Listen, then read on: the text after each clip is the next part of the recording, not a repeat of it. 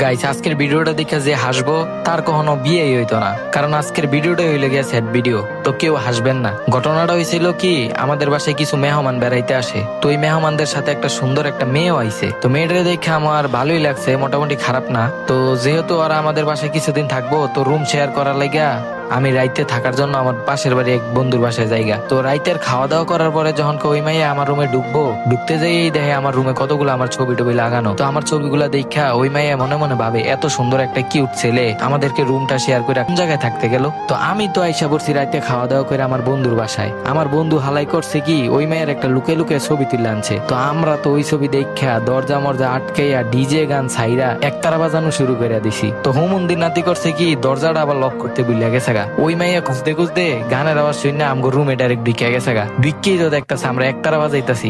তখন তো আমি দেখে কই, আরে তুমি এখানে কি করতেছো? তখন আবার দেখে কি, ওই মেয়ের ছবি আমাকে মোবাইলে, বন্ধুর মোবাইলে ওই মেয়ের ছবি দেখা মাইয়া কই ওঠে, তোমার যদি আমার এতই পছন্দ হয় তাহলে তুমি আমারে কইতা, আমি তোমারে দিতাম। তখন তো আমার মনের সুখে ভাই কি কমু, তখন আমি আবার ওই মেয়ের লগে যাই করার লাগা। তো অন্যদিকে তো আমরা 3-4 বার বাজাইয়া ওলাইছি অলরেডি। তো ভাই ওর সামনে যাইয়া আমার আর পাখি দাঁড়াইতাছে না। এইটা দেখা মাইয়াই তো গেছে গা চিত্তা যে রে, ওরে এত কষ্ট করে আনলাম, ওই কিছুই করতে পারতেছে না। তখন আবার আমারে কইলো কি, আচ্ছা যাও গা তুমি, আমিও বাসায় যাইগা। তো ওই রাইডটা ভালোই কাটছিল।